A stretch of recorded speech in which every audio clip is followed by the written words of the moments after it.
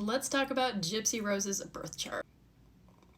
So Gypsy has a Sun Chiron conjunction opposing Saturn retrograde in the 4th house. So this is centered around family dynamics and deep emotional healing. The Sun conjunct Chiron indicates a strong focus on personal wounds and healing, often making personal wounds the core of one's identity and success. Her Sun and Chiron are in the 10th house, the 10th house of career and success, reputation. So this conjunction really intertwines her past trauma, her family trauma, her ancestral trauma. This is a very hard aspect to have because it's really hard to separate yourself from your wounds, from your past, from your trauma. This will also present itself in the physical body, physical appearance. So not only was she physically distorted as a child from her mother, but we will continue to see her changing her appearance. This conjunction just illuminates and magnifies the family wounds, bringing them to the forefront of her consciousness. Saturn retrograde in the 4th house opposing this conjunction signifies the deeply ingrained family wounds and karmic lessons linked to home and her upbringing. There is a lot of tension between her desire to shine a light on her own wounds. She also feels the weight and the burden of these family responsibilities and her inherited patterns. So this can really have her feeling very vulnerable and exposed as her personal and family traumas are brought into the open, potentially exploiting these wounds.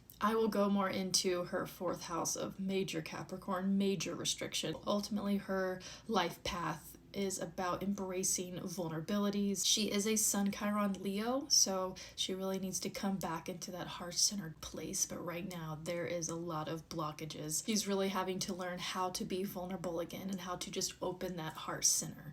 That's what Leo wants to do. Heart is very closed off, understandably, and unfortunately it's out there for the world to see.